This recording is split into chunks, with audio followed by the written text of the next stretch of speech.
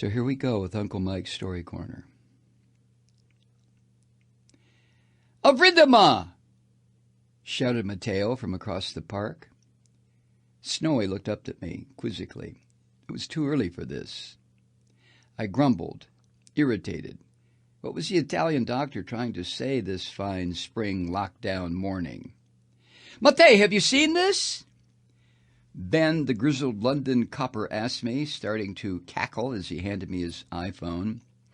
There I saw a picture of crowds of people gathered in Central Park, and then another on California's beaches, with apparently not a care in the world. Ben laughed. "What the hell is wrong with them? It's not like there's a global pandemic or anything." "You see," added Matteo, "avredama."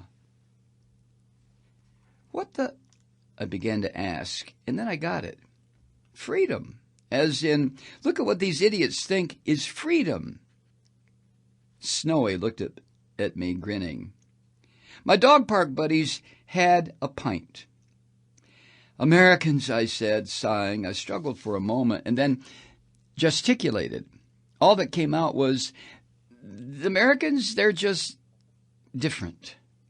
Ben rolled his eyes. Mateo sighed melodramatically. "We know, mate. Oh, we know." The American idiot is by now a figure that's the stuff of myth and legend across the world. Nobody else is really quite sure. Are Americans really like this? Laughable? Yesterday, they were the kind of people who made their kids do active shooter drills, meaning masked men burst into classrooms and pretend to kill them. What the? Today, they're the kind of people who happily congregate in parks and on beaches during a global pandemic, when the lunatic fringe amongst them isn't protesting for liberation in the first place. What on earth? I don't use the term as an insult, the American idiot. I mean it in a precise way as I try to remind people.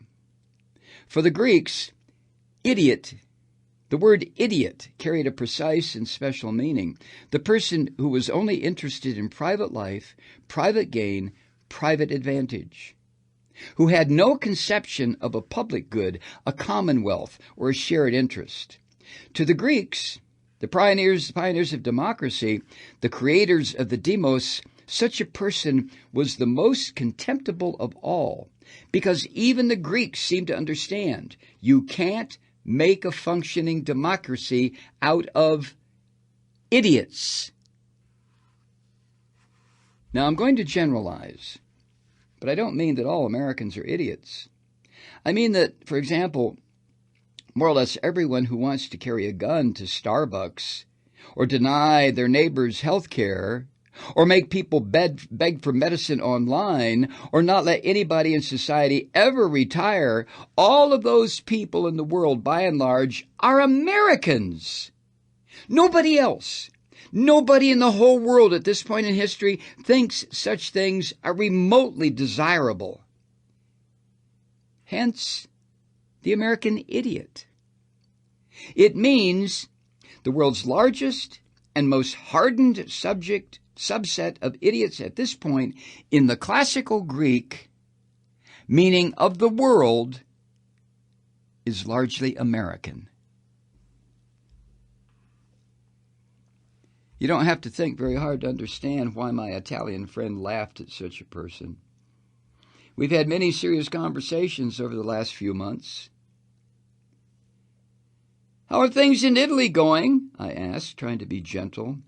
He looks away in grief and says simply, "Difficile." The dogs play. I wonder if his loved ones are okay. He tells me stories of a society pulling together to fight a deadly disease, whose toll has been heavy and grave. Is it any wonder that looking at Americans gathering in Central Park or Long Beach, he's shocked into laughter? "We're lucky," he's laughing. What he really feels, I bet, is a kind of horror combined with contempt. the very same contempt the Greeks felt for their idiots. Freedom? I bet he thinks it's more like free dumb. When Matteo, when Ben, when every single person I know who's not American, when the world looks at America, it sees the American idiot. And what it tries, and usually fails because it's lost for words, what it tries to express is something like this. Can people really be this selfish, this oblivious, this thankless? Why do they keep voting for less health care, less retirement, less education, less income, savings, happiness, trust, year after year, even the so-called good ones? What kind of people? Why are they literally the only people left in the whole world who do that? And then complain bitterly about not having the very thing they deny each other. Who can even make sense of this? The bizarre circular firing squad of social suicide that America has become. But all those, of course, are key traits of the idiot. The answer, sadly, I think, is yes. People can really be this way. Perhaps because they don't know any other way? Maybe because it's all they've ever been taught or told? That's not an apologia for the American idiot, by the way. Or is it? Even I wonder. Still, let me try to explain as best I can America's strange and complicated relationship with freedom, one so perverse that freedom became twisted into something very much like its opposite. It has to do with the way Americans think, unsubtly, narrowly, single-mindedly, about what freedom is and what it means.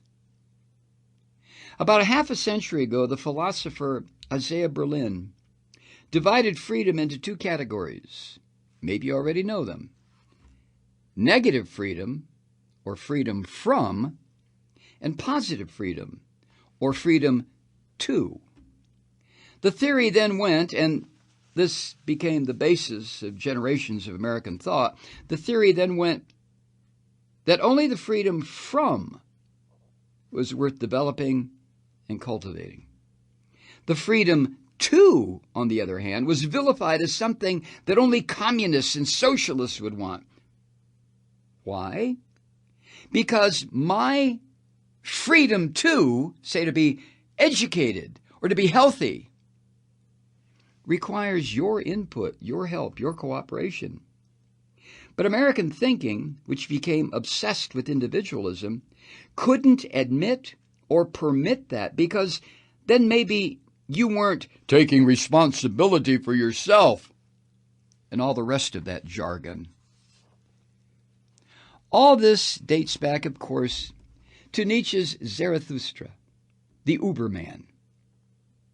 It's not too hard to see why a society that was born in slavery and continued into segregation, in which horrors like crippling and maiming people for the color of their skin were perfectly all right, why a society like that ends up prizing freedom from.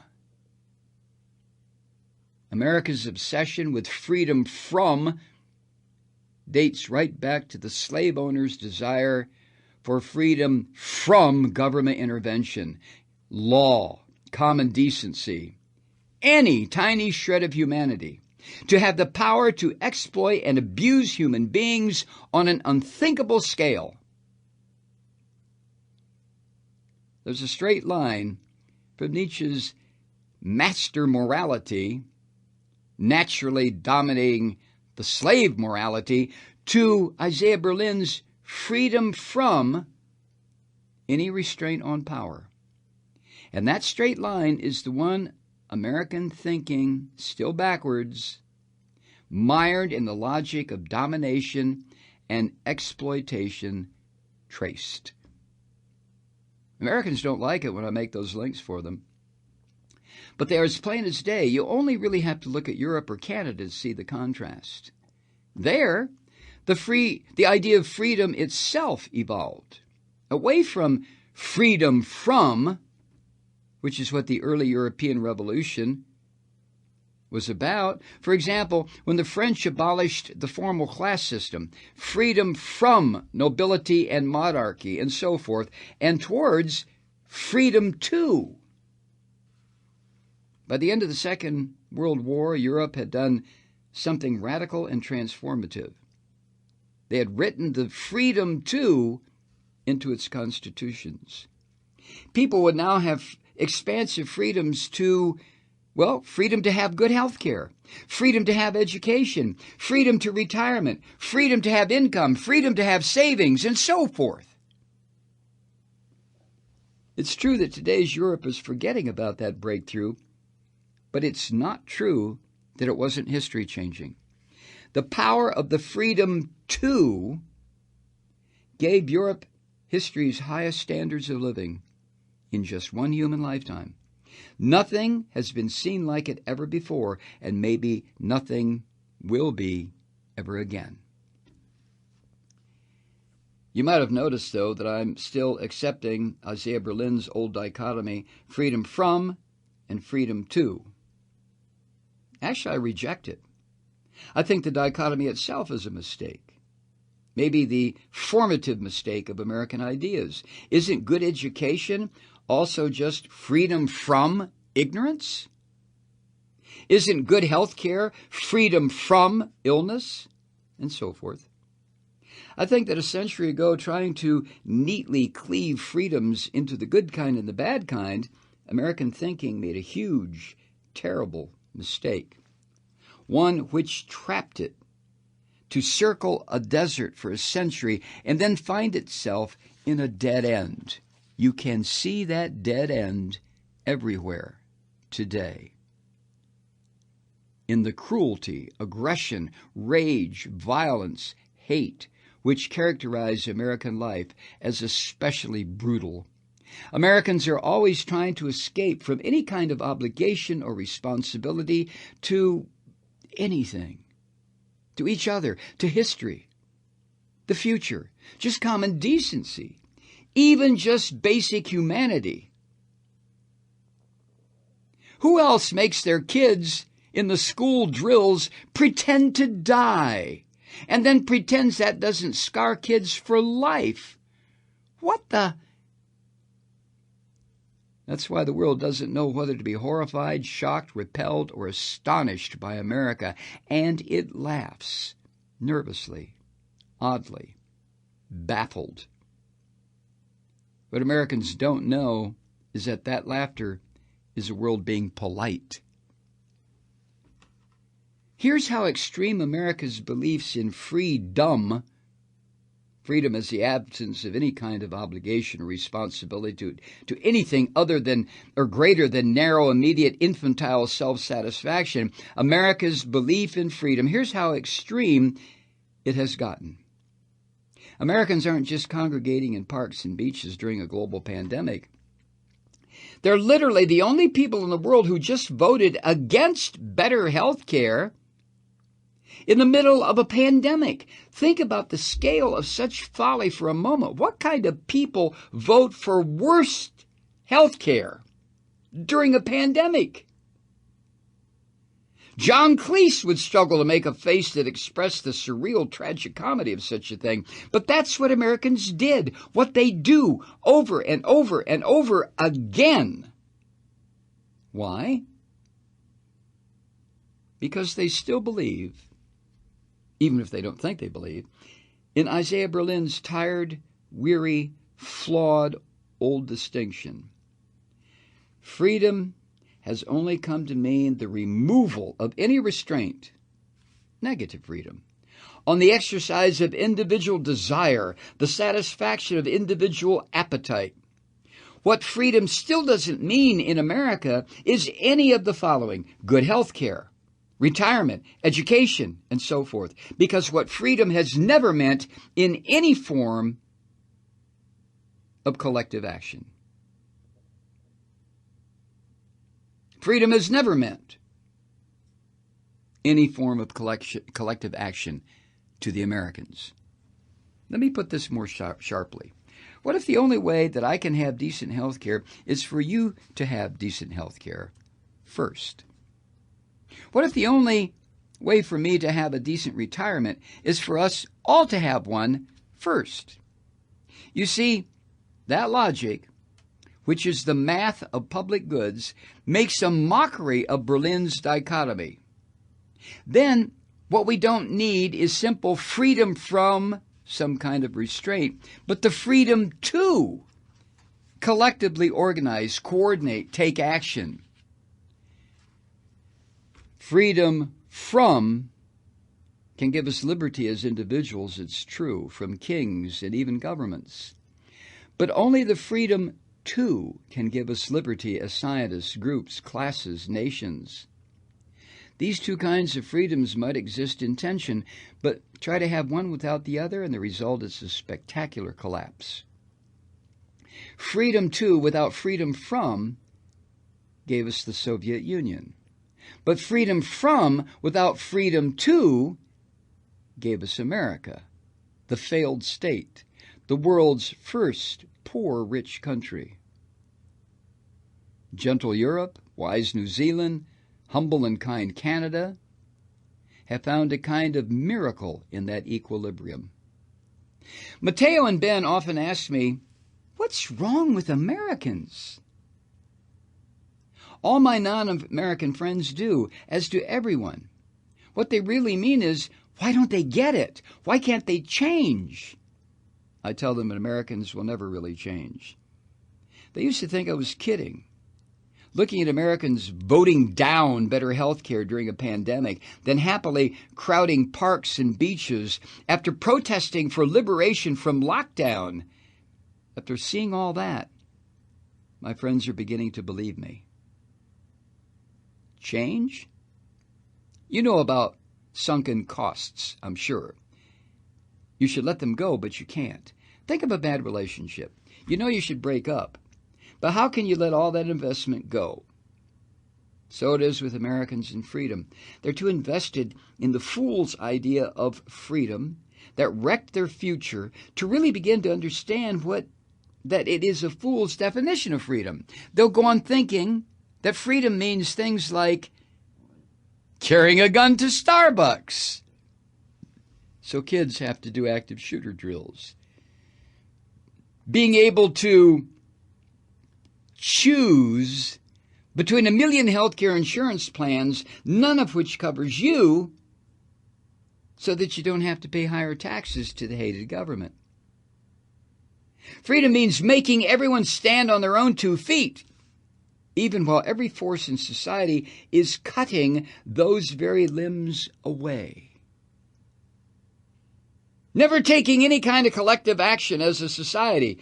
That's socialism. That's communism. Those things are bad. They're terrible.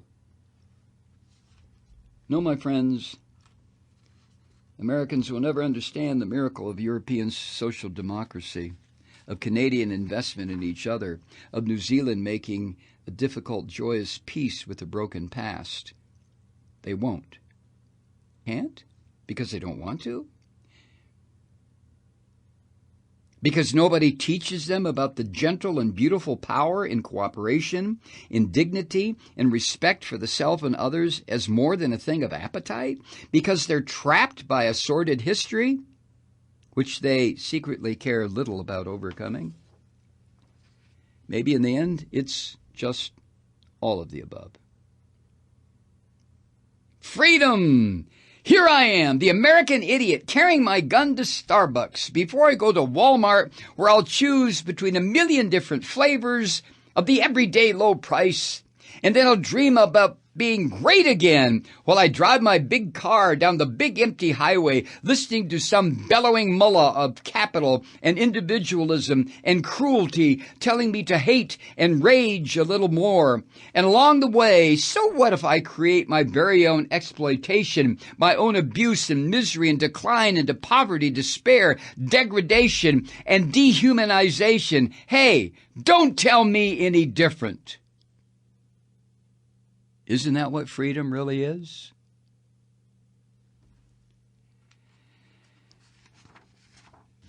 Whew. It was written by Umar Haq. You can get a copy of it and frame it. Make multiple additional copies. Give it to your friends. Go to his website. There's a bunch of essays there. This is just one of them. EAND.co.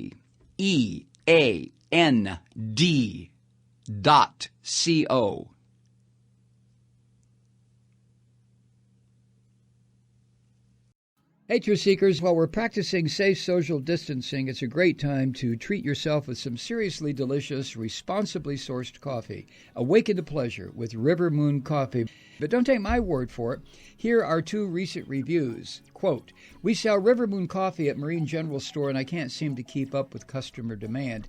Not only is the coffee excellent, but the philosophy behind it, the careful sourcing and constant research to bring a quality product to customers, appeals to the hearts of our community." End quote. And here's one from a fellow Malloy listener. Quote, "I love this coffee. I buy it in 5-pound bags. I especially love the Truth Seeker blend." End quote. Sounds like they're planning ahead for the apocalypse. Anyway, support a progressive small business that supports this program. Go to MikeMalloy.com and click on the River Moon Coffee link on the main page. You'll thank me later.